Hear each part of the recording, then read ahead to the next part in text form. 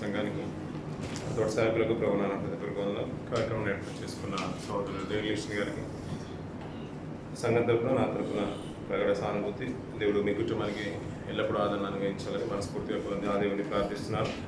మరి ఆయన యొక్క తండ్రి గారిని స్మరణ తెచ్చుకుంటూ ఆయన ఈ లోకంలో నుంచి వెళ్ళిపోయిన దినాలను స్మరణ తెచ్చుకుంటూ మరి ఇంచుమించు 2 సంవత్సరాలు అయినా కానీ మరి ఆయన మాతోనే ఉన్నాడు. మరి ఆయన ఇక్కడ లేడు అనే విషయాన్ని వారు జీర్ణించుకోలేకపోతున్నారు. మాతోనే ఉన్నారనే ఒక సంతృప్తితో, మంచి సంతోషంతో, ఎందుకంటే ఆయన విశ్వాస జీవితంలో ఎదిగిన తీరు, ఆయన బ్రతికిన తీరు వారి కళ్ళారా చూశారు కాబట్టి మంచి మాటలు తెలియజేశారు. అలాంటి విశ్వాసము ప్రతి ఒక్కరిలో ఉండాల్సిందే పిల్లరా. ఎందుకంటే వారు ఇక్కడ ఉన్నారనే విశ్వాసం ఉండాలి, ఆయన ప్రభుత్వం ఉన్నాడనే ఒక నిరీక్షణ ఉండాలి. ఆ రీతిగానే మన క్రైస్తవ జీవితాల కుటుంబాలు కొనసాగాలి. ఆయన ఒక మంచి మాట అన్నారు, నా తండ్రి గారు నాకు హీరో అండి అని అన్నారు కదండి. చాలా అరుదుగా దొరుకుతాయి పిల్లలు మంచి కుటుంబాలు. నేను ఎప్పుడు చెప్పడానికి ఇష్టపడుతూ ఉంటాను. కొన్ని మన చేతుల్లో లేని అంటే పుట్టుక, మరణం, ఈ మధ్యలో జరిగేదాన్ని కూడా మనం చూస్ చేసుకోవచ్చు. ఏదైనా కానీ మంచి జాబ్ కావాలన్నా మనం చూస్ చేసుకోవచ్చు, మంచి ఇల్లు కావాలన్నా, మంచి కంపెనీ కావాలన్నా, మంచి కారు కావాలన్నా మనం కొనుక్కోవచ్చు. మనకి ఇష్టం వచ్చింది. మనకి ఇష్టం లేకుండానే, మనకు తెలియకుండానే, అవగాహన లేకుండానే కొన్ని కలిగే ఉంటాయి. తల్లిదండ్రులు, సహోదరులు, బంధుమిత్రులు, అది ఇష్టంతో వచ్చేది కాదు, అది రక్త సంబంధంతో వచ్చేది. అందులో మనకి ఇష్టమైన వారు, మన మనసు ఎరిగిన వారు, వారిని అనుసరించేవారుగా మనం బ్రతకడము, వారు మనల్ని ఇష్టపడడం అనేది చాలా అరుదుగా దొరుకుతుంది. అలా దొరికిన వాళ్ళు నిజంగా అదృష్టవంతులు. అందుకని ఒక మంచి మాట, అదే ఆయన మాట చెప్పారు కాబట్టి నిజంగా అది మనసులో కదిలిన మాట. ఇర్మియా గ్రంథము 35వ అధ్యాయం మాట చూసుకుని ముందుకు వెళ్దాం పిల్లరా. ఇర్మియా 35వ అధ్యాయం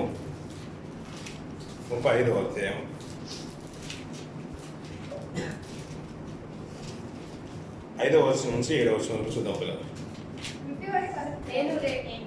నేను రేఖాబీల ఎదుట ద్రాక్షారసంతో నిండిన పాత్రలను, గిన్నెలను పెట్టి ద్రాక్షరసము త్రాగుడని వారితో చెప్పగా, వారు మా పితరుడగు రేకాబు కుమారుడైన యెహోనాదాబు మీరైనను మీ సంతతి వారైనను ఎప్పుడునో ద్రాక్షరసము త్రాగకూడదని మాకు ఆజ్ఞాపించిన గనుక మేము ద్రాక్షరసము త్రాగము.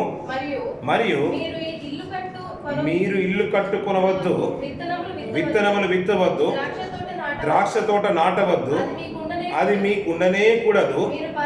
మీరు పరవాసము చేయు దేశంలో మీరు దీర్ఘాయుష్మంతులగునట్లు మీ దినములన్నీ గుడారంలోనే నివసింపవలనని అతడు మాకు ఆజ్ఞాపించను అన్నాడు. రేఖాబు కుమారుడైన యెహోనాదాబు వారితో ఆజ్ఞాపించేస్తాడంట పిల్లలు. వాళ్ళ పితరులు, వారి తండ్రి గారు, రేఖాబు యొక్క తండ్రి గారు యెహోనాదాబు వారితో ఆజ్ఞాపించారంట. మీరు అంటే భవిష్యత్తులో మనకంటే బాగా తెలిసిన మాటలు ఏంటంటే, మీరు దీర్ఘాయుష్మంతులు అవ్వాలంటే మీరు ఏం చేయమన్నాడు? అదే మనకు తెలుసు.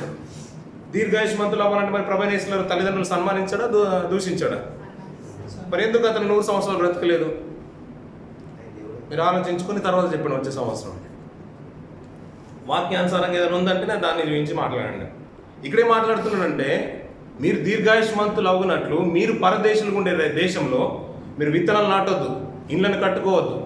ఇంకేం మాట్లాడుతున్నాడు అంటే చూడండి పిల్లగా, ద్రాక్షరసం ముట్టుకోవద్దు. ఇంకా మాట్లాడుతున్నాడు, మీరు పరవాసం చేయి దేశంలో దీర్ఘాయుష్మంతులు అవునట్లు మీ దినములన్నీ గుడారంలోనే నివసించాలి. ఇల్లు కట్టుకోవద్దు, దాన్ని సూచించవద్దు. ఎందుకంటే ఆ వరకున్న నియమము, నిబంధన అంటే దేవుడే ఆశ్చర్యపోతాడు. అంటే రేఖాబు యొక్క తండ్రి గారు యెహోనాదాబు ఈ మాటలు చెప్తూ ఉంటే, ఆ రేఖాబు సంతతి వారందరూ కూడా ఆ రీతిగానే బ్రతుకుతున్నాడు. కొన్ని సంవత్సరాలు రాజుల కాలంలో కనబడుతూ ఉంటుంది మనకు. ఏవు సందర్భంలో రేఖాబు యెహోనాదాబు కనిపిస్తూ ఉంటాడు. అక్కడ నుంచి వస్తున్న తరం పిల్లలు వాళ్ళు ఇల్లు కట్టుకోవట్లేదంట, ద్రాక్షరసం తాగట్లేదంట. మనం ఏంటంటే తల్లిదండ్రులకు దూరంగా ఉన్నా, ఒక వేరే కంపెనీలో ఉన్నా, భారతదేశంకి వచ్చినా ఈ తావుడికి బానిసయ్యేవారు అంత ఇంత కాదు పిల్లలు. అది ఇంకా మళ్ళీ ఈ మధ్య కాలంలో స్త్రీ పురుష అనే తేడా కూడా లేకుండా అయిపోయింది. వీరంటే తరాలు మారినా ద్రాక్షరసం మానట్లేదంట, అంటే తాగడం లేదంట పిల్లలు. ఇంకా ఇల్లు కట్టుకోవట్లేదు, విత్తనాలు నాటుకోవట్లేదు, గుడారాల్లోనే నివసిస్తున్నారంట. వరకున్న తృష్ణ ఏంటంటే ఇది స్థిరమైంది కాదు అంటున్నాడు. ఈ గుడారము శిథిలమైపోవాల్సిందే. ఇక్కడ స్థిరమైన నివాసం కట్టుకొని మేము సంపాదించుకుంటాం. ఎన్ని తరాలు మారినా మీరు గుడారాల్లోనే ఉండమంటున్నాడు. ఎందుకంటే స్థిరమైంది ఇక్కడ కాదు, ఈ గుడారము శిథిలమైపోతుంది. శిథిలమైపోయిన తర్వాత మనకు సుస్థిరమైంది ఎక్కడుందంట? పౌలు గారు మాట్లాడుతుంటారు కొరింథీయులకు రాసిన పత్రికలో 5వ అధ్యాయం. అక్కడికి వచ్చాడు పిల్లలు. 5వ అధ్యాయం కొరింథీయులకు రాసిన పత్రిక, 2 కొరింథీయులకు రాసిన పత్రిక 5వ అధ్యాయం మొదటి నుంచి మాటలు మనం చూద్దాం పిల్లలు. భూమి మీద మన గుడారమైన ఈ నివాసము శిథిలమైపోయినను చేతి పని కాక దేవుని చేత కట్టబడినది నిత్యమైనది ఆయన నివాసము పరలోకమందు మనకున్నదని ఎరుగుదుము. మనము దిగంబరములు కాక సరిపోతుంది పిల్లలు. అక్కడ నివాసము సుస్థిరంగా ఉందంట, ఇది శిథిలమైపోతుంది అంటాడు. మన వాళ్ళు ఏంటంటే ఇల్లు కట్టుకోవడంలోనే నేను స్థిరమైన మనసు పెడుతున్నారు. అప్పంతా చేసి ఇళ్ళల్లో పెడుతూ ఉంటాం, అప్పంతా చేసి పొలాల్లో పెడుతూ ఉంటాం, అప్పంతా చేసి ఇంకేదో సంపాదించుకుంటాం. అయ్యా వీటన్నింటి కొరకు ఇంకా ఈ మధ్య కాలంలో ట్రెండ్ ఏంటంటే తినడానికి డబ్బు లేదంటారు, కానీ రోజు తాగుతూనే ఉంటారు పిల్లలు. కొంతమంది ఇంటికి పంపించడానికి డబ్బు లేదంటారు, కొన్ని రోజు తాగుతూనే ఉంటారు పిల్లలు. కానీ అది దానికి ఎక్కడి నుంచి వస్తుందో మరి మనకి తెలుసు, వాళ్ళకి తెలుసు పిల్లలు. వీరేంటంటే పిల్లరా ఏ రోజు కూడా ఇల్లు కట్టుకోవడానికి అంటే తరాలు మారిన ఇల్లు కట్టుకోవడానికి ప్రయాసపడలేదంట. ఎందుకంటే మా తండ్రి ఆ రీతిగా చెప్పాడంటారు. ఈ మధ్య కాలంలో గతించిన దినాల నుంచి మనం వింటూ ఉంటాం, మా తండ్రి చెప్పాడండి మెంబర్షిప్ అంటే సంఘ విషయంలో ఏది పని చేసినా మనం ముందుండాలని సోదరులు చెప్తుంటే ఆశ్చర్యం అనిపించింది. అంటే వారు చిన్న మాట చెప్పినా దాన్ని తూచే తప్పకుండా పాటిస్తున్నారంటే ఇంకా పెద్ద మాటలు చెప్తుంటే ఎంత గొప్పగా నిర్వర్తిస్తుండొచ్చు పిల్లలు. వాళ్ళు ఏదైతే మార్గాన్ని చూపించారో అదే మార్గంలో నడిపిస్తున్నారు. వారు మాతో ఉన్నారండి, మా ఆలోచనలో ఉన్నారు, ఆయన వెళ్ళిపోయారని మేము నమ్మలేకపోతున్నాం. అంటే అంత ఇంత కాదు కదా బంధం అనేది పిల్లలు. 60-70 సంవత్సరాల ఆయుష్కాలంలో అంత గొప్ప సంకల్పము, దృఢ సంకల్పము, బంధము ఏర్పరచుకున్న తర్వాత విడిచిపోయిన తర్వాత ఆ బాధను తట్టుకోలేరు పిల్లలు ఈ లోకంలో అయితే. కానీ కొంత మట్టుకు ఏంటంటే వివాహం అయ్యే వరకు తల్లిదండ్రులతో బంధం కొన్ని మంచి బాగుంటుంది, కొన్ని మంది తర్వాత వివాహం తర్వాత కొన్ని బంధాలు ఏర్పడుతూ ఉంటాయి. మిగతాది ఏంటంటే చివరి వరకు వచ్చేవి చాలా అరుదుగా ఉంటాయి పిల్లలు. అందులో వాళ్ళు ఈ ఏజ్లో కూడా వాళ్ళ జనరేషన్ వారి తర్వాత ఇంకో సంతానం వచ్చినా వారి తండ్రి గారు ఇంకా స్మరణ తెచ్చుకుంటూ ఈ వయసులో కూడా వారు మాతో ఉన్నారండి, ఆయన నాకు హీరో అని చెప్పుకునేంత అన్యోన్యత వారికి ఉండడం చాలా గొప్ప విషయం పిల్లలు. అలా కలిగి ఉండడం అనేది చాలా ఆశ్చర్యం అనిపించింది. వీరి రేఖ కుటుంబం కూడా వారు పితరులు ఆజ్ఞాపించిన విధానాన్ని బట్టి పిల్లలు తరాలు మారిన ద్రాక్షరసం తాగట్లేదు పిల్లలు, విత్తనాలు నాటుకోవట్లేదు. ఎందుకంటే ఇది మేము పరదేశులుగానే ఉన్నాం, పరవాసులుగానే ఉన్నాము, మేము దీర్ఘాయుష్మంతులు అవ్వాలంటే ఇండ్లు కట్టించుకోవద్దు అన్నాడు. ఎందుకంటే ఇది స్థిరమైనది కాదు అన్నాడు. గుడారాల్లోనే ఉన్నారట. గుడారాల్లో మనకు బాగా తెలుసు కదా పిల్లలు, ఎప్పుడు అవసరం ఉంటే వేసుకోవచ్చు, అవసరం లేకుంటే తీసుకొని వెళ్ళిపోవచ్చు పిల్లలు. మన ఇంటి దగ్గర పెళ్ళిళ్ళు చేసుకుంటాం మనం, శర్వాయినికి మన పెళ్ళికి అన్నిటికీ ముందు టెంట్ ఆర్డర్ వేస్తూ ఉంటాం పిల్లలు. వారు టెంట్ వేస్తూ ఉంటారు, పెద్ద వేస్తూ ఉంటారు, అంత హడావిడి ఉంటుంది. వారం రోజులు కానీ 2-3 రోజులు కానీ, పెళ్ళికి ముందు రోజు ఒక రోజు వేసినా, దాని తర్వాత ముందు రోజు వేసినా ఒక ఇంచుమించిన 4 days మాకు హడావిడి ఉంటుంది. మన ఇంటి చుట్టూ అంత పచ్చగా అంటే సంతోషంగా ఉంటుంది, ఆ లైటింగ్ కానీ అంత కలర్ఫుల్గా ఉంటుంది. అది తీసుకొని వెళ్ళిపోతున్నాడు అనుకోండి పిల్లలు. చాలా అంటే పిల్లలందరూ కూడా ఒక రకంగానే డిసప్పాయింట్ అవుతూ ఉంటారు. కానీ మనం ఏమనలేం కదా, ఇప్పుడు పెళ్ళి అయిపోయింది తీసుకొని వెళ్ళిపోతున్నారు. కానీ దేవుడు కూడా ఏంటంటే పిల్లల ఈ గుడారం అంటున్నాడు, ఇది శిథిలమైపోయే గుడారం అంటున్నాడు. స్థిరమైంది అక్కడ ఉందయ్యా, అందుకని దేవుడు ఏర్పరిచిన ఈ గుడారం కూడా రేపటి దినాన నేనే కట్టాను, దీన్ని నేనే తీసుకొని వెళ్ళిపోతాను, దీంట్లో చింతించాల్సి ఏముంది అని దేవుడు ప్రశ్నిస్తున్నాడు పిల్లలు. అందుకని ఒక మంచి మాట చూసుకొని ఈరోజు ముందుకెళ్దాం పిల్లలు. కీర్తన భాగంలో నుంచి 9వ అధ్యాయం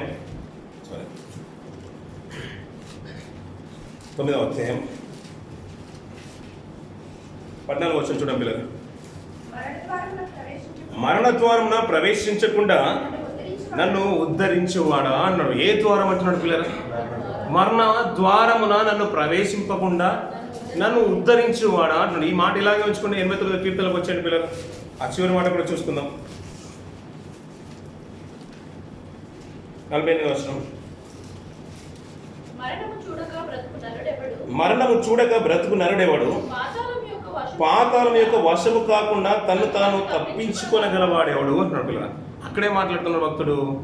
మరణద్వారమున నన్ను ప్రవేశింపకుండా నన్ను ఉద్ధరించేవాడా అంటున్నాడు పిల్లలు. మనం కూడా సజీవంగా ఉన్నామంటే ఆ ద్వారం గుండా వెళ్లకుండా దేవుడు కాచి కాపాడుతున్నాడు పిల్లలు. కానీ చివరికి ఒకానొక దినాన మరణం అనేది వస్తుంది, దాని నుంచి తప్పించుకునే వారు ఎవరు లేరనే విషయాన్ని మనకు బాగా తెలుసు పిల్లలు. ఇలాంటి మాటలు కానీ, ఇలాంటి పాటలు కానీ, ఇలాంటి వాక్యాలు కానీ ఎప్పుడు మనం వినడానికి మనసు ఒప్పదు పిల్లలు. ఇష్టపడతారు పిల్లలు? ఎవరు ఇష్టపడరు పిల్లలు? అంతెందుకు ఈరోజే మనం గ్రీటింగ్స్ అంటే కొన్ని ఆదరణ మాటలు చెప్పినా ఈ మాటలు మాట్లాడుతుంటాం, ఈరోజే పాటలు పాడినా ఇలాంటి మాటలు మాట్లాడుతున్నాం, వాక్యం చెప్పినా ఇలాంటి మాటలు మాట్లాడుతున్నాం. ఇది అందరికి వస్తుంది అంటున్నా పిల్లలు. అందరికి వస్తుంది ఇది మరణం, అందరికి వస్తుందా? ఒప్పుకోవట్లేదు మీరు. వస్తుందండి పిల్లలు. మరి వచ్చేదాని కొరకు మనం ఎలా ప్రిపేర్ అవుతున్నాం పిల్లలు? కరోనా మధ్యకాలంలో కరోనా వచ్చింది కదా పిల్లలు, అందరికీ వచ్చింది. ఫస్ట్ వేవ్ అందరూ చాలా నెగ్లెక్ట్ చేసాం, సెకండ్ వేవ్ అనేది కొద్దిగా విపరీతం అయిపోయింది. అది మనకు కూడా వస్తుందనే ఒక అవగాహన అందరికీ అవేర్నెస్ అండ్ ప్రోగ్రామ్ చేసిన తర్వాత ఎలా ప్రిపేర్ అవ్వాలి, దాన్ని ఎలా ఫేస్ చేయాలనేది అందరికీ తెలిసింది పిల్లలు. వచ్చిన తర్వాత వస్తే కనుక మనం ఎలా ఉండాలంటే హ్యాండ్ వాష్ చేసుకుని వాళ్ళు 15 days 14 days ఎక్కడ ఉంచారంటే మధ్యలో క్వారంటైన్లో ఉంచారు పిల్లలు. దానికి ఎలా ప్రిపేర్ అవ్వాలో మనం బాగా తెలుసు పిల్లలు. కొంతమంది అయితే మనకు తెలిసిన వారందరూ కూడా ప్యాకెట్లలో బిర్యానీ కానీ, ఫ్రూట్స్ కానీ, ఆరెంజ్ కానీ, దానికి కావాల్సిన విటమిన్స్ టాబ్లెట్లు కానీ అన్నీ కూడా తీసుకొచ్చి ద్వారం దగ్గర పెట్టి వెళ్ళిపోతే మనం వాళ్ళు వెళ్ళిపోయిన తర్వాత డోర్ తీసి మనం లోపల పెట్టుకొని తిన్న రోజులు కూడా మనం బాగా చూసాం పిల్లలు. ఎలా ప్రిపేర్ అవ్వాలో మనకు బాగా తెలుసు, ఎలా ఫేస్ చేయాలో కూడా మనకు బాగా తెలుసు పిల్లలు. ఈ మరణం అనేది అందరికీ వస్తుంది కదా పిల్లలు. మనం ఎలా ప్రిపేర్ అవుతున్నాం పిల్లలు? మరి వాళ్ళ తరాలు బట్టి వాళ్ళు వెళ్ళిపోయారు పిల్లలు. నిజంగా దేవుల్లో ఉండి జీవిత కాలాన్ని కొనసాగించడం అనేది, దాన్ని ముగించడం అనేది చాలా అదృష్టం పిల్లలు. ఈ జనరేషన్లో అలా ఉండడము, బ్రతకడం చాలా టఫ్. నిజంగా చెప్పాలంటే చాలా కష్టతరం. ఎందుకంటే ఆ జనరేషన్లో పిల్లరా వారికి అంటే టెక్నాలజీ ఇంకా ఎక్కువగా డెవలప్ అవ్వకపోయినా వారికి ఉన్న కనీస అవసరతల్లోనే, వారికి ఉన్న కొద్ది సదుపాయాల్లోనే నమ్మకంగా బ్రతికారు, నెమ్మదిగా బ్రతికేశారు పిల్లరా. మన కాలంలో పిల్లరా ఇట్టే మన పాపంలో పడిపోతాం పిల్లరా, సులువుగా పడిపోతాం. ఇంకేందని చెప్పాలంటే సులువుగా పడిపోతాం. ఇలాంటి జీవిత తరుణంలో, ఇలాంటి కాల గమనంలో మన విశ్వాసాన్ని కాపాడుకోవడం చాలా కష్టం పిల్లరా. ఏమంటే నేను మాకు పరలోకం వస్తుందని ఎంత ధైర్యంగా చెప్పగలుగుతాం పిల్లరా? అంత ధైర్యంగా చెప్పేవారిలో పాత నిబంధనల గ్రంథంలో గొప్ప గొప్ప భక్తులు కనబడుతుంటారు, కొత్త నిబంధనలు కూడా గొప్ప మంచి సేవకులు కనబడుతూ ఉంటారు. కానీ మనం ఎలా ప్రిపేర్ అవుతున్నాం అన్నదే మనం ఈ మాటలను బట్టి, ఇలాంటి కూడికల్ని బట్టి మనం చాలా నేర్చుకోవాలి పిల్లరా. మన మనసును దృఢపరచుకోవాలి. నేను వెళ్ళిపోతాను, ఎలా వెళ్ళిపోవాలో మనం సిద్ధపడాలి పిల్లరా. చాలామందికి మరణం అంటే చాలా భయం పిల్లరా. రాజులు సైతం కబలించేసింది అది. మనకు కూడా చూడండి పిల్లరా, ఒక 90 ఏళ్ళ ముసలావిడని అడిగినా, పండు ముసలావిడని ఆయన అడిగినా, మరి హాస్పిటల్ ఉన్న వాళ్ళని కూడా అడగని పిల్లలు మరి పోతాం అనుకుంటున్నారు కదా, మరి ఓకేనా అంటే మంచి డాక్టర్ ఉండే చూడయ్యా, ఇతను ఇక్కడ నెల రోజుల నుంచి ఉంటున్నాను, ఈ మందులు ఏం పని చేయట్లేదు, వీలైతే ఇంకొక హాస్పిటల్ షిఫ్ట్ చేయమంటాడు. మనమడి పిల్లో, మనమరాలి పిల్లో చూసి మరి వెళ్తా అనుకుంటాడు. కొడుకు పెళ్లి చూసి, కూతురు పెళ్లి చూసి అన్నీ చేసినా కానీ మళ్ళీ మనమడి పెళ్లి చూడాలని కోరిక మాత్రం ఉంటుంది. కానీ ఎవరు కూడా సిద్ధంగా ఉండరు పిల్లలు. నేను వెళ్ళిపోతానని భయపెడుతూ ఉంటారు ఇంటోళ్ళని, కానీ వెళ్ళడానికి మాత్రం మనసు ఒప్పదు పిల్లలు. వాళ్ళకి ఎవరు కూడా సిద్ధంగా ఉండరు పిల్లలు. ఎందుకంటే అది అందరికీ భయాన్ని పుట్టించింది. కొంతమంది విపరీతమైన అంటే ఆలోచన చేత చనిపోతూ ఉంటారు పిల్లలు. ఆ మరణకాలంలో కొంతమంది భయంతో కళ్ళన్నీ కూడా పెద్దవి చేసేసి, నోరు తెరిచేసి, అంటే వారిని కబలించేస్తుంది. నిజంగా చెప్పాలంటే వారు భయపడిపోతారు మరణానికి. అంతగా ఎందుకు దాన్ని భయపెడుతుంది, అంతగా బాధించేస్తుందంటే పిల్లరా, ఈ లోకాన్ని విడిచిపోతున్నామనే ఒక భయము, కుటుంబీకులను దూరం అయిపోతున్నామనే భయము చనిపోయే వ్యక్తికి బాగా ఎక్కువగా ఉంటుంది. కళ్ళలో నీరు గారిపోతుంది. మనం ఏది చూసినా కానీ అతనికి ఒక వింతగానే ఉంటుంది. కానీ కొంతమంది జీవితాలు చూడండి పిల్లరా, అది కూడా దేవుల్లో ఉన్న జీవితాలు చూడండి పిల్లరా. కొంతమంది సేవకులు చూడండి, పాటలు పాడే నాయకులు చూడండి. ఈ మధ్య కాలంలో సోషల్ మీడియాలో బాగా అలసలేని పాట పాడుతూ సేవకుడు చనిపోయిన రోజులు మనం చూసాం పిల్లరా. అలాంటి మరణాలు చాలా అరుదుగా కనబడుతూ ఉంటాయి. అంటే వాళ్ళ భయాన్ని చూడం, మనం సంతోషంగా వెళ్ళిపోతుంటారు. కొంతమంది ఉంటారు మన ఇంటి దగ్గర విశ్వాసంలో బాగా బలంగా ఉన్నవారు, నేను వెళ్తున్నానని చెప్పి మరి వెళ్ళిపోతూ ఉంటారు. నేను పోతానండి, ఈ రోజు వెళ్ళిపోతానండి, నాకు నిజంగా దేవుడు కనిపించేస్తాను, రమ్మని అంటున్నాడని అంటారు. ఆ మాటలు మనకు కొద్దిగా హాస్యాస్పదంగా ఉన్నా ఆ రోజే చనిపోయిన వారు కూడా చాలా మంది మనకు కనబడుతూ ఉంటారు పిల్లలు. కానీ కొన్ని జీవితాలు చూస్తుంటే ఇది మరణ ద్వారమును అంటున్నాడు. ఈ లోకంలో మనం అప్పుడప్పుడు మరణకు వెళ్ళిపోకుండా దేవుడు తప్పిస్తూ ఉంటాడు. కానీ ఒకనొక దినాన ఆ ద్వారం గుండా మనం వెళ్ళిపోవాల్సిన వారమే పిల్లలు. అందుకని ఇక్కడ ఏమంటున్నాడు, మరణం చూడక బ్రతుకు నరుడు ఎవడు, పాతాళం వశం కాకుండా తప్పించుకున్న మనుషుడు ఎవడు అంటున్నాడు పిల్లలు. ఈ మరణ ద్వారం గుండా మనం వెళ్ళితేనంట పాతాళంలోకి వెళ్ళిపోతామంట పిల్లలు. ఇది ఒక ద్వారము అంటున్నాడు. వెళ్ళిపోతే పాతాళాన్ని మనం చూస్తాం. అక్కడ కూడా ద్వారాలు ఉన్నాయి. నీతిమంతులేమో నెమ్మది పొందే స్థలంలో ఉంటున్నారు, అనీతిమంతులు ఎక్కడ ఉంటున్నారు? యాత్ర పడే స్థలంలో ఉంటున్నారు. కొన్ని 2 విషయాల ముందు నుంచి నేను ముగించేస్తాను పిల్లలు. ఇలా మరణగుండం వెళ్తున్న వారు కొంతమంది భక్తుల జీవితాలు చూస్తూ ఉంటే, ఆయన కీర్తన గ్రంథంలో మనం ఇందాక చదువుకున్న మాటలు చూస్తుంటే పిల్లరా, 60 సంవత్సరాలు, 70 సంవత్సరాలు, ఇంకా అధిక బలం ఉంటే 80 సంవత్సరాలు. అందులో ఏముంటుందంట? ఆయాసము, దుఃఖమే ఉంటుందంట. కడువరి కాలం అందరికి కూడా ఆయాసము, దుఃఖంగానే ఉంటుంది పిల్లలు. ఇంకా వయసులో చాలా కష్టం పిల్లలు. ఒకరికి భారం అవ్వకుండానే పెద్దలు ఆలోచిస్తూ ఉంటారు, నేను వెళ్ళిపోతాను, నన్ను ఎక్కడైనా ఉంచేయండి అని అంటారు. ఎందుకంటే మీ చేతుల్లో ఇప్పుడు మీరు ఇంకా అల్లరి ముందుగా చూసుకున్నాను, ఈ టైంలో మీరు మీ దగ్గర సేవలు చేయించుకొని మీతో మాటలు పడే ఆ అలవాటు, ఆ ఆలోచనలు నాకు లేవయ్యా, నేను పోతే బాగుందని కూడా పెద్దలు అంటూ ఉంటారు పిల్లలు. సంతోషంగా ఒక వయసు అన్నీ చేసుకునే స్థితి ఉన్నప్పుడు చాలా సంతోషంగా ఉంటారు. అలా ఒక భక్తుడు కనబడుతూ ఉంటారు పిల్లలు, ఒక విశ్వాసి కనబడుతూ ఉంటాడు, నిజంగా ఒక నీతిపరుడు కనబడుతూ ఉంటాడు, ఒక రాజును వెంబడించిన వ్యక్తి. అతనికి ఒక వయసు వచ్చిన తర్వాత అతను పలికే మాటలు చూస్తుంటే నాకు ఆశ్చర్యం అనిపించింది. అలాంటి తరుణంలో కూడా మనం కూడా సుఖభోగాలు కోరుకోవద్దు అని అనిపించింది. 60-70 సంవత్సరాలు, 60 సంవత్సరాలు, 70 సంవత్సరాలు, అధిక బలం ఉంటే 80 సంవత్సరాలు. ఆ 80 సంవత్సరాల వయసు వచ్చినప్పుడు ఇంకా ఎలా ఉంటుందంటే ఆయాసము, దుఃఖమే ఉంటుంది. అలాంటి తరుణంలో ఎలా బ్రతుకోలో, జీవితం మీద ఇంకా ఆశ లేదు, జీవితంలో ఇంకా సుఖించాలని ఆశ లేదు, మంచి తిండి తినాలని లేదు, మంచి ఇల్లు కట్టుకోవాలని లేదు. అతనికి ఒక విధానమే ఆశ్చర్యం అనిపించింది. ఆ మాట చూసుకొని మనం ఊహించేద్దాం పిల్లరా. సమూయేలు గ్రంథం, 2 సమూయేలు గ్రంథం 19వ అధ్యాయం 31వ వచనం నుంచి కొన్ని మాటలు కిందికి చూద్దాం పిల్లరా.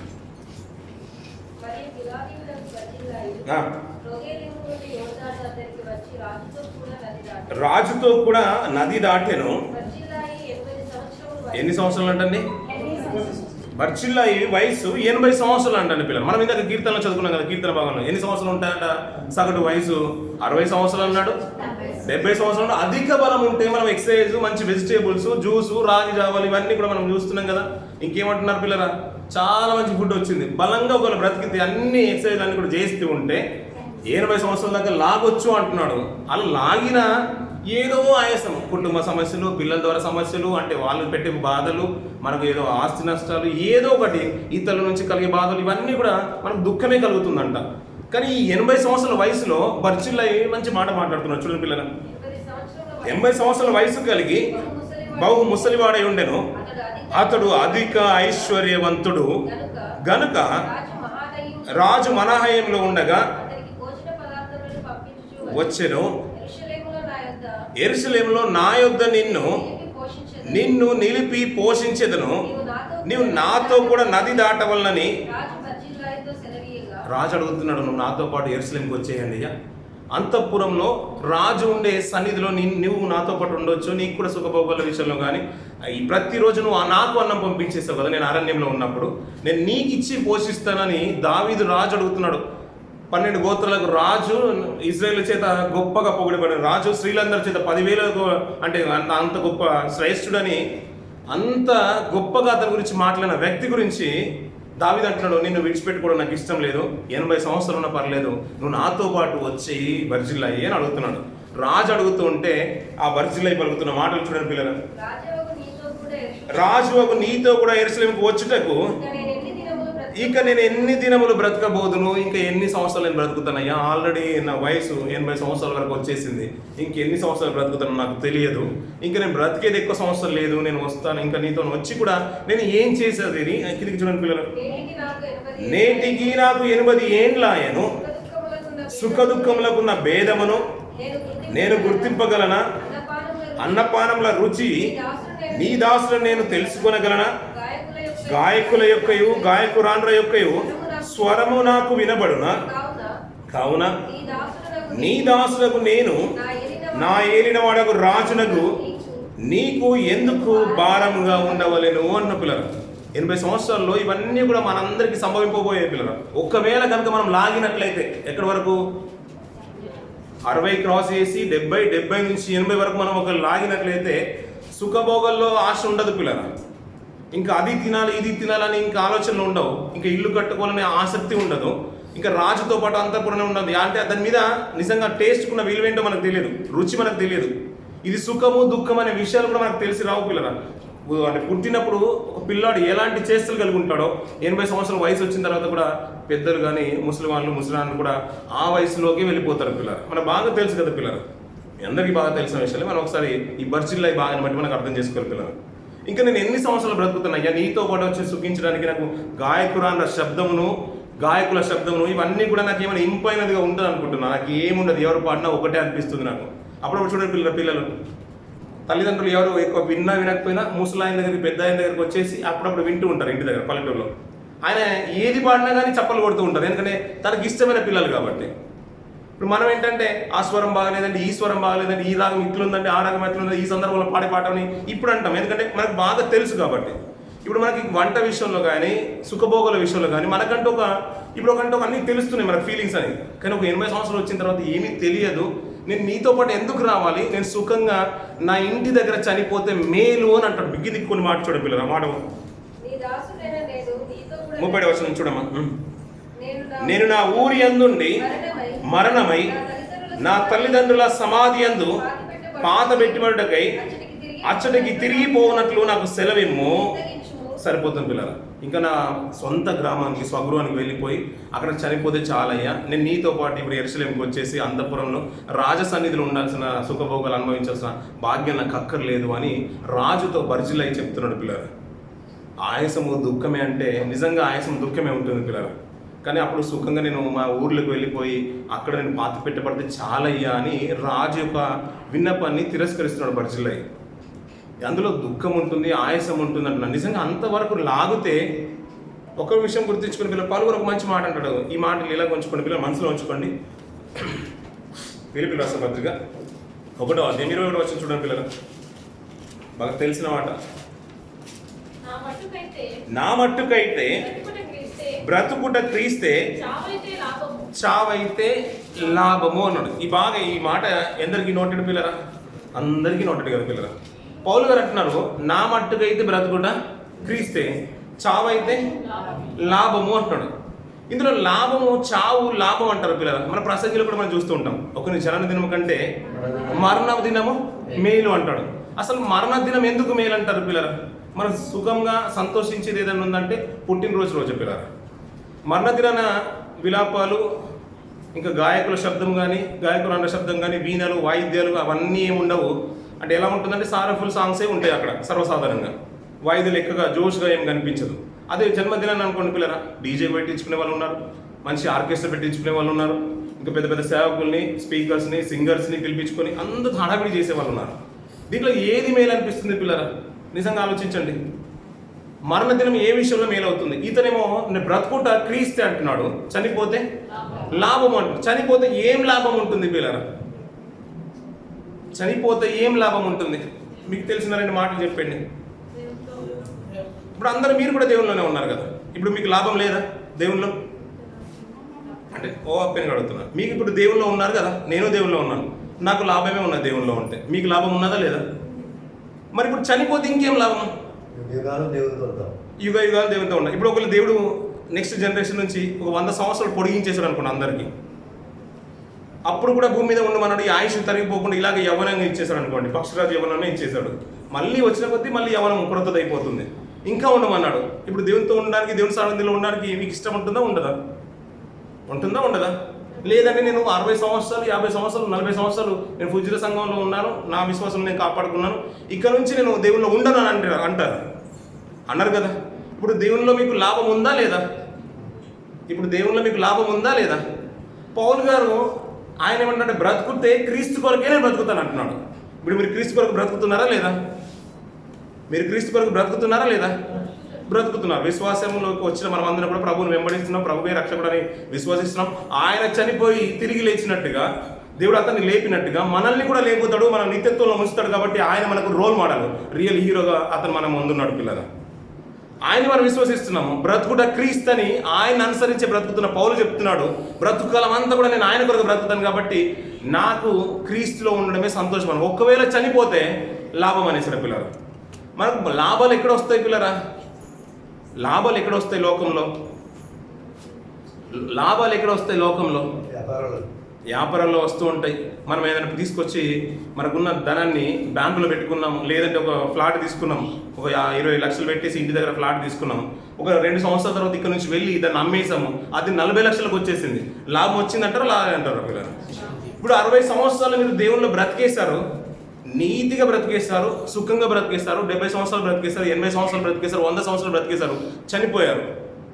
మీ విశ్వాసాన్ని బట్టి దేవుడు పరలోక రాజ్యాన్ని ఇచ్చేశాడు. మన విశ్వాసాన్ని బట్టి మన నీతిగా బ్రతికేస్తాం, మన క్రియలు, ధర్మకార్యాలు, పుణ్యకర్మలు బట్టి మనకు పరలోక రాజ్యాన్ని ఇచ్చేశాడు. దీంట్లో లాభం ఉందంటారు? నాకైతే అనిపించలేదు. ఎందుకంటే మనం 80 సంవత్సరాలు బ్రతికేస్తాము, 80 సంవత్సరాలు అంతా కూడా దేవుళ్ళని పెట్టేస్తాము.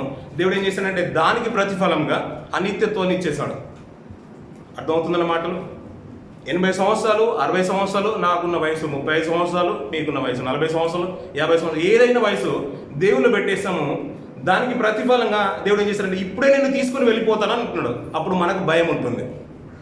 అయ్యా ఇంకా నేను పెళ్లి చేసుకోలేదు, నాకు పిల్లలు పుట్టలేదు, నా తర్వాత నా పిల్లల పెళ్ళిళ్ళు చూడలేదు, నా మనవరాళ్ళ పెళ్ళిళ్ళు చూడలేదు, నాకేంది ఎంతవరకు తీసుకెళ్ళని, నువ్వు కనీసం ఒక 100 సంవత్సరాల ఆయుష్ ఇవ్వని దేవుని దగ్గర అడుగుతాం పిల్లలు. అదే హిజ్కియా గారు ప్రార్థన చేశారు, ఇంకా ఈ టైంలో నన్ను తీసుకుపోవడం ఏంటి ప్రభువా, నన్ను కొద్దిగా ఆయుష్ పొడిగించేసాయి అని భయంతో కన్నీళ్ళు విడుస్తూ ప్రార్థించేశారు పిల్లలు. అలాంటి ప్రార్థన మనం కూడా చేస్తాం పిల్లలు. కొద్ది ఉంటే ఇయ్యా ఆయుష్ నీ పోయ్యా అని. 100 సంవత్సరాలు బ్రతికి లోకం నుంచి విడిచిపెట్టి వెళ్ళిపోతే అది మనకు లాభం కానే కాదు అంటాను నేను. ఒకవేళ నువ్వు అర్ధాయుష్యుడిగా ఈ లోకంలో బ్రతికి నువ్వు చనిపోతే నిజంగా నీకు లాభమే. అర్థమవుతుందండి? మనం పనికి వెళ్తున్నాం, 30 రోజులు పని చేస్తే, 30 డేస్ పని చేస్తే, లేకుంటే 25 డేస్ పని చేస్తే మనకు సాలరీ ఒక 3000 dirhams అనుకుందాం. కంపెనీ వారు ఏం చేస్తున్నారంటే 15 డేస్ పని చేసినా కూడా నీకు 3000 dirhams ఇస్తున్నారు. ఇది లాభం అంటారా కాదా? నీకు 60 సంవత్సరాల ఆయుష్ ఇచ్చి దేవుడు భూమికి పంపించేశాడు. ఇంకా కొద్దిగా బలం ఉంటే 70 సంవత్సరాలు అన్నాడు. ఇంకా బలమైంది తిని మంచి ఆహారం పూజిస్తే 80 సంవత్సరాలు అన్నాడు. కానీ దానికంటే ముందే నేను 40 సంవత్సరాల లోపే నేను తీసుకెళ్ళిపోతాను అంటున్నాడు. సంతోషంగా నువ్వు వెళ్ళగలుగుతావా? లేదు, నాకు ఇంకా కావాలని మనం లాగేస్తాం దేవుణ్ణి. కాళ్ళు పట్టుకొని మరీ కిందికి లాగుతాం పిల్లలు, కన్నీళ్ళు విడిచిపెట్టి మరీ అడుగుతాం పిల్లలు. లేదండి, ఒకవేళ నిన్ను ఇప్పుడే 40 సంవత్సరాలు కనుక నేను తీసుకొని వెళ్ళిపోతే నువ్వు లాభం అనుకొని వెళ్ళిపో. పౌలు గారు అదే అంటున్నారు, నేను ఇప్పుడు బ్రతుకుతున్నాను కదా, క్రీస్తు కొరకే బ్రతుకుతాను. ఒకవేళ నన్ను మధ్యాంతరంగా నన్ను ఇప్పుడు తీసుకొని వెళ్ళినా అది నాకు లాభమే అవుతుంది అంటున్నాడు. నేను 10,000 పెట్టేశాను డిపాజిట్, నేను ఇన్వెస్ట్ చేశాను 10,000, దానికి 10 సంవత్సరాల తర్వాత నాకు ₹1,00,000 ఇస్తానంది కంపెనీ. అంటే బ్యాంకు వారు ఇస్తానన్నారు, లేకుంటే బిజినెస్లో ఉన్న వాళ్ళు ఇస్తానన్నారు. కానీ దేవుడు ఏమంటున్నా అంటే నీకు 1 year లోపలనే ఇస్తానంటున్నాడు. అది లాభం అంటారు కాదంటారు? పౌలు గారికి ఆయుష్ 60 సంవత్సరాలు అనుకుందామండి, దేవుడు మధ్యలోనే 40 సంవత్సరాలు 50 సంవత్సరాలనే తీసుకొని వెళ్తానంటున్నాడు. అప్పుడు అంటున్నాడు పౌలు గారు, నేను ఇప్పుడు ఒకవేళ వెళ్ళిపోయినా నాకు లాభమే అంటున్నాడు పిల్లరా. అలా బ్రతుకుతే మన జీవితాల్లో కూడా లాభమే పిల్లరా. మనం ఏంటంటే అన్నీ లాగిన తర్వాత అప్పుడు లాభం అంటే ఏముంది పిల్లరా? ఆటోమేటిక్గా దేవుడు ఏంటంటే దానికి ప్రతిఫలం ఇచ్చేస్తాడు మనకు. మనం ఎంతైతే పెట్టామో బ్యాంకులో అంత అమౌంట్ తీసుకొని వచ్చేస్తున్నాం అంతే. దేవుళ్ళు మీరు చేశారు సేవ, దేవుళ్ళు మీరు బతికారు, దేవుళ్ళు నమ్మకంగా ఉన్నారు కాబట్టి దానికి ప్రతిఫలం ఏమి ఇస్తున్నాడు దేవుడు? పరలోకాన్ని ఇస్తానంటున్నాడు నమ్మకంగా బ్రతికితే. కానీ ఒకవేళ ఆ 100 సంవత్సరాల పని అంతా కూడా నువ్వు 50 సంవత్సరాల పని చేసినట్లయితే, దేవుని కొరకు బ్రతికినట్లయితే, 60 సంవత్సరాల జీవిత కాలం అంతా కూడా నువ్వు 30 సంవత్సరాల్లో నువ్వు నెరవేర్చినట్లయితే ప్రభువుకు ఉందండి లాభం. అందుకని 33.5 సంవత్సరాల్లోనే తన చిత్తనంతా కూడా నెరవేర్చేసి నేను ఇంకా భూమి మీద ఎక్కువ కాలం బ్రతకలేదు అనుకోవట్లేదు, నేను వెళ్ళిపోవాలనుకున్నాను తండ్రి పని నేను పూర్తిగా సంపూర్తిగా నేను నెరవేర్చేసాను అంటాడు. ఇంకొక భక్తుని చూపించేసి ముగించేద్దాం పిల్లలు. రాజుల గ్రంథం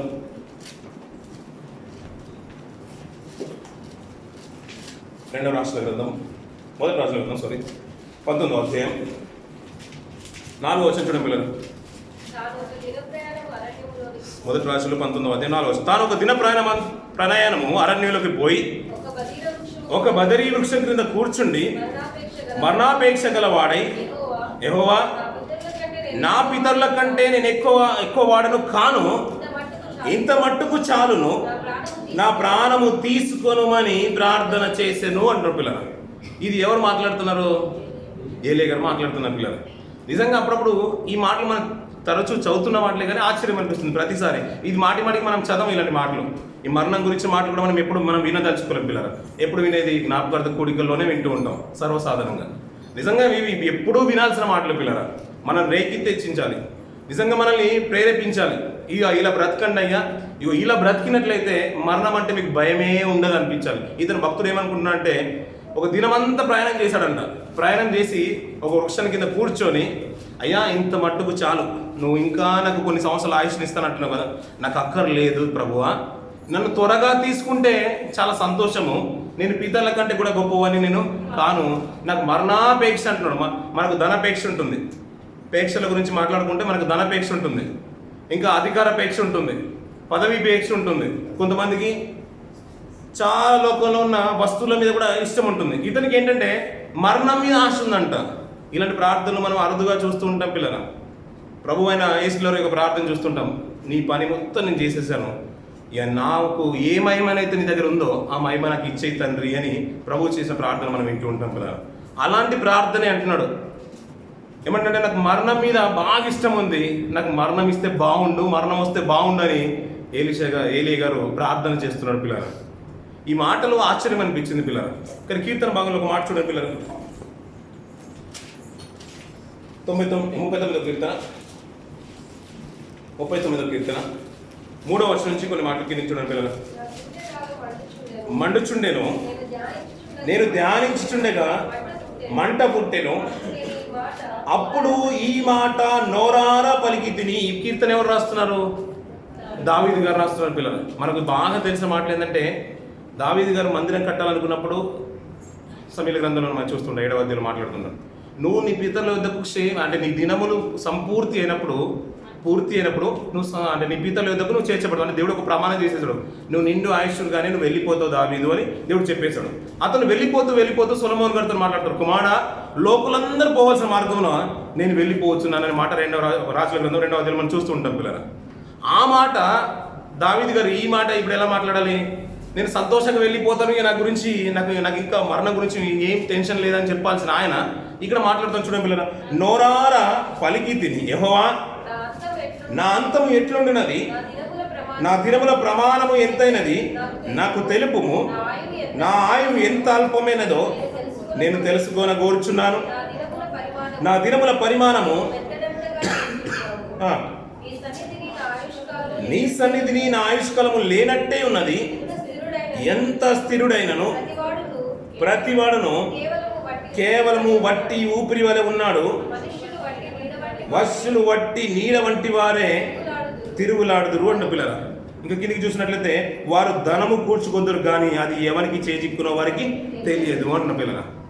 మనం అనుకున్నాం ఏంటంటే పిల్లల, ఇన్సూరెన్స్ కంపెనీలో కొద్ది పాలసీ తీసుకుంటే మన తర్వాత మన ఫ్యామిలీ మెంబర్స్ కూడా, మన పార్ట్నర్కి అంటే మన ఇంట్లో ఉన్న తన భార్యకో భర్తకో ఈ పాలసీ అంతా అమౌంట్ అంతా కూడా తనకు వస్తుంది కాబట్టి తను సుఖంగా ఉండగలుగుతుందని మనం పాలసీ చేస్తున్నాం. మనం పోయిన తర్వాత వచ్చే డబ్బు గురించి మనకు ఆశ అవసరం లేదు పిల్లరా. మనం వెళ్ళిపోయిన తర్వాత పిల్లలకు దక్కుతుందని మనం స్థిరపరుస్తున్న చూసినాం, దాంట్లో కూడా ప్రయోజనం లేదు పిల్లరా. ఈ మధ్య కాలంలో ఈ రోజు నేను చూశాను పిల్లరా, నాకు ఆశ్చర్యం అనిపించింది. బహుశా మీకు కూడా బాగా ముందే తెలిసి ఉండొచ్చు. తల్లి ప్రసవించినప్పుడు పిల్లరా, బిడ్డకు తల్లికి ఆ మధ్యలో ఒక పేగు కనెక్షన్ ఉంటుంది కదా, ఆ కనెక్షన్ని కట్ చేసి అంట -°C దాన్ని ఆ టెంపరేచర్లో అది స్టోరేజ్ పెడుతున్నారంట. అది ఎవరికి ఇస్తున్నారంట? ఫ్యామిలీ మెంబర్కే ఇస్తున్నారంట. మీరు పిల్లలకి ఇవ్వబోయేది మంచి ధనం కాదండి, మంచి ఎడ్యుకేషన్ కాదండి. దానితో పాటు ఒకవేళ అది ఇచ్చినా ఇవ్వకపోయినా ఇది తల్లిలో నుంచి వచ్చే ఏదైతే రక్తం ఉందో, అదైతే బ్లీడింగ్ అంతా అవుతున్న స్టోరేజ్ ఏదైతే ఉందో అదంతా కూడా ఫ్యూచర్లో వాళ్ళకి ఇవ్వండి. ఎందుకంటే ఒకవేళ మీ అవయవాల్లో ఏదైనా లోపం ఉన్నా కానీ, మీకు లివర్ ప్రాబ్లం ఉన్నా, మీకు క్యాన్సర్ వచ్చినా, మీకు ఏ ప్రాబ్లం ఉన్నా, దాన్ని బట్టి తల్లిలో ఉన్న ఒక ఏ అవయవైనా తిరిగి డెవలప్ చేయొచ్చు అంట. నాకు ఆశ్చర్యం అనిపించింది. అంటే దేవుడు సృష్టించిన ప్రతి దాంట్లో కూడా ఒక అద్భుతమే అనిపించింది. మనం ఏమిటంటే ప్రపంచం తెలిసింది ఏంటంటే దాన్ని అంతా కూడా వృధా అండి, దాన్ని తీసి పడేసే సమాజాన్ని మనం చూస్తాం పిల్లలు. ఈ రోజున జనరేషన్ ఏంటంటే దాన్ని కట్ చేసి వారి కుటుంబాలకు ఇస్తున్నారంట, తన పిల్లలకి ఇస్తున్నారంట. దాన్ని నీ తల్లి దగ్గర వచ్చిన ఇది రక్తం అండి, ఇదంతా కూడా వేస్ట్ అనుకోవద్దండి, దీన్ని స్టోర్ చేసేసుకొని కొన్ని సంవత్సరాలు కాపాడుకోండి. రేపటి దిన మన సంవత్సరాల గురించి వింటుంటే నాకు ఆశ్చర్యం అనిపించింది. బ్లడ్ సెల్స్ తగ్గిపోతున్నాయంట పిల్లలు. ప్రతిరోజు కొన్ని 40,000 లక్ష రూపాయలు పెట్టి 30 రోజుల నుంచి హాస్పిటల్ ఉన్నారు. ఒక రోజు ఎక్కిస్తుంటే బాటిల్స్, నెక్స్ట్ డే ఇమీడియట్గా తగ్గిపోతున్నాయి. ఎవరైనా డైరెక్ట్గా ఇంజెక్ట్ చేస్తే ఆ బ్లడ్ని ఇంచుమించు 70,000 వరకు కౌంట్ పెరుగుతుందంట. కానీ బాటిల్స్ నుంచి ఎక్కించేది తగ్గిపోతుందంట. ఇక మంచి మాట నాకు ఆశ్చర్యం అనిపించింది. ఒకవేళ అది కనుక స్టోర్ చేసింది కనుక వీళ్ళతో ఉంటుంటే, తన తల్లి నుంచి వచ్చింది ఏదైతుందో ప్రతి అవయవాన్ని తిరిగి డెవలప్ చేయొచ్చు అంట. లివర్ సైతము, అలాంటి కొంతమందికి కిడ్నీ ఫెయిల్ అవుతుంది, అలాంటి అవయవాలు కూడా తిరిగి డెవలప్ చేసే సామర్థ్యం దానికి ఉందంట పిల్లరా. ఆశ్చర్యం అనిపించింది. దేవుడిచ్చే పుట్టుకలో ఎన్ని ఉంటుంటే ప్రతిదాన్ని మనం సులువుగా తీసుకున్నాం. మనమేమో ధనం ఉంటే చాలు, మన భార్య సంతోషంగా ఉంటుంది, మా కుటుంబంలో భార్య బతుకుతుంది, నేను పోయినా పర్లేదని ధనాన్ని సంపాదించేసి ఒక పాలసీ పెట్టేసి అది తన కుటుంబానికి లాభం చేకూరుస్తుంది అనుకుంటుంది. తన భార్య కూడా అదే అనుకుంటుంది, నా భర్త సుఖంగా ఉంటే చాలు, తన బ్రతుకుతే చాలు, నేను పోయినా పర్లేదు అనుకుని కుటుంబం భార్య భర్తలు ఇద్దరు ఆలోచించుకుని ఏమనుకున్నారంటే నా పిల్లలు బాగా బ్రతుకుతే చాలు అనుకుని వారి కొరకు ఆస్తులు కూడా పెడుతున్నారు పిల్లలు. అది ఎవరికి చేజిక్కునో మనకు తెలియదు అని అంటున్నాడు కీర్తనకారుడు. అందుకని దేవా, నేను బ్రతుకుతే నేను నీ కోసమే బ్రతుకుతాను, నన్ను ఎప్పుడు తీసుకుపోయినా పర్లేదు, నేను సిద్ధమే అంటున్నాను. ఎవరు అంటున్నారు? పౌలు గారు అంటారు. ఒకవేళ కనుక మనకు కనుక ఇప్పుడు కనుక మరణం వచ్చినా కానీ సంతోషంగా స్వీకరించే స్థితిగతుల్లోకి మనం వెళ్ళిపోవాలి పిల్లరా. ఎక్కువగా మరణం మీద ఆశ పెట్టుకోవద్దు పిల్లరా.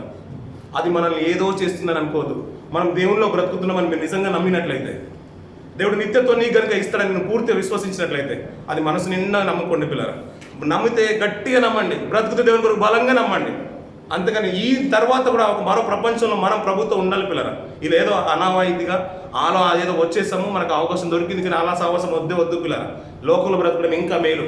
ఎందుకంటే క్రైస్తవంలో ఉంటే మనం సినిమాలకు వెళ్ళలేము, క్రైస్తవంలో ఉంటే కొన్ని తాగలేము, తినేలేము పిల్లరా. లోకానుసారంగా బ్రతికి మనం చేయలేం.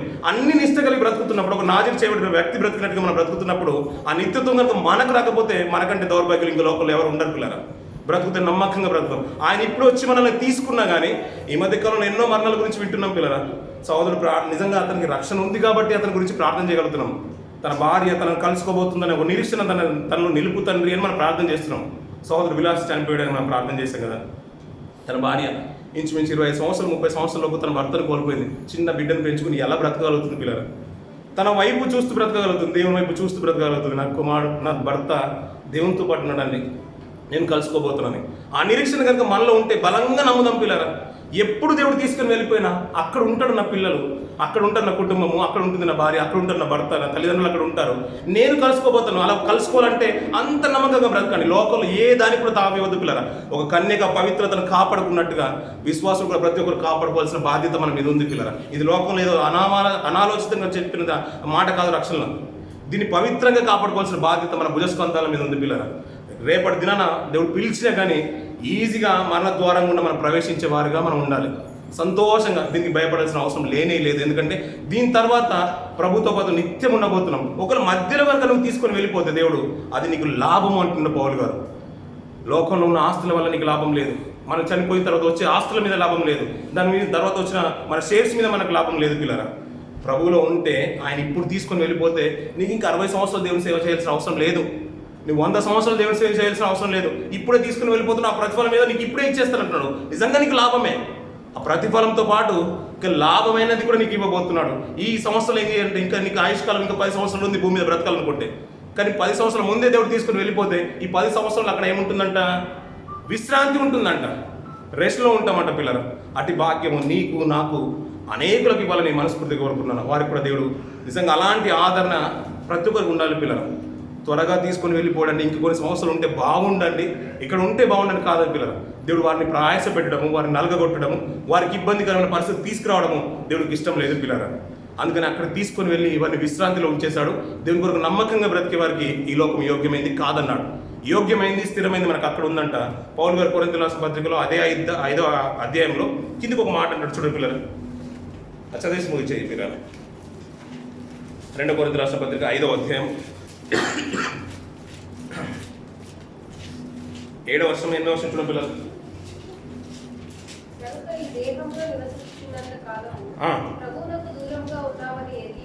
మళ్ళీ చదవమ్మా. గనుక ఈ దేహంలో నివసించుతున్నంత కాలము ప్రభువునకు దూరంగా ఉన్నామని ఎరిగి ఉండి ఎల్లప్పుడూ ధైర్యం గలవారమే ఉన్నాము. ఇట్లు ధైర్యము కలిగి ఈ దేహాన్ని విడిచిపెట్టి ప్రభువునొద్ద నివసించుటకు ఇష్టపడుచున్నాము అన్న పిల్లలు. ఈ దేహంలో ఉన్నంత కాలం అంట ఎవరికి దూరంగా ఉన్నామంట, ప్రభువునకు దూరంగా ఉన్నామంట. అయ్యా నేను నిజంగా తండ్రి నీ నిత్యత్వంలో ఉండాలి, పరలోక రాజ్యంలో ఉండాలని ఆశ మనకు అందరికి ఉంది కదా, అది కావాలని మనం ప్రార్థన చేస్తున్నాం కదా. ఇప్పుడు సడన్గా దేవుడు ఏమనంటే సరే నీ ఆజ్ఞను మన్నించేసాను, నేను తీసుకుంటున్నాను వాగ్దానాన్ని సఫలం చేశాడు అనుకోండి పిల్లలు. వెళ్తారా మీరు? ప్రభా ఆ రాజ్యంలో నేను ఉండాలి, ఆ పరలోకం కావాలి, నీ మరణ పునరుత్థానంలో ఆ బలలో నేను కూడా పాల్గొంటున్నాను, సావాసంలో నెమ్మదిగా ఉంటున్నాను, అన్నింటిలో నీ విశ్వాసంలో అంటే తప్పకుండా పాటిస్తున్నాను. సరే అమ్మా నువ్వు వచ్చేయని దేవుడు ఈ రాత్రికే పిలిచేశాడు. ఇష్టపడుతున్నారా ఆయన సన్నిధికి వెళ్ళడానికి? ఏమండి మళ్ళీ ఆలోచించుకొని చెప్పండి. ఒకళ్ళు రేపటి దినాన ఇలాంటి జ్ఞాపకార్థ గుడికలు మళ్ళీ పెట్టుకునే ఆస్కారం ఉంటుంది పిల్లలు. ఇక్కడ మాట్లాడుతున్న మాట ఏంటంటే పౌలు గారు అదే మాట్లాడుతున్నారు. ప్రభువుకు దూరంగా ఉన్నామంట. ఎక్కడ నివసించినంత కాలము? దేహంలో నివసించినంత కాలము. ఒకవేళ అదే ధైర్యము మనసులో ఉంటేనంట రేపటి దినాన్ని దేవుడు పిలుచుకున్నా కానీ సంతోషంగా వెళ్ళడానికి ఇష్టపడండి అంటున్నాడు. ఎందుకని దీంట్లో బాధపడాల్సింది ఏమి లేదు పిల్లలు. ఇది దీని ద్వారా మరో లోకానికి, మరణం ద్వారా మరో లోకానికి వెళ్ళడానికి దేవుడు ఆస్కారం తెరిచేశాడు. అది దేవుల్లో ఉన్న వారికి అయితే నిత్యత్వంలో ఉంటాం అంటున్నాడు. మన పిల్లలు కూడా అక్కడే ఉన్నారు, వారిని కలుసుకునే భాగ్యాన్ని మరణం ద్వారానే దేవుడు పెట్టేశాడు. అట్టి సంతోషమైన భాగ్యాన్ని మనకు, మన కుటుంబాలకి, సంఘ పిల్లలందరికీ వాళ్ళని మనస్ఫూర్తిగా కోరుకుంటున్నాను. ఆ లాభాన్ని మనందరం పొందుకోవాలని, త్వరగానే దేవుడు తీసుకుని వెళ్ళిపోతే సంతోషం అని నేను కోరుకుంటున్నాను. మీరు కూడా అలాగే కోరుకుంటున్నారని మనస్ఫూర్తిగా అనుకున్నాను. కొద్ది మాట దేవుడు దీవించి ఆశ్రయించును గాక.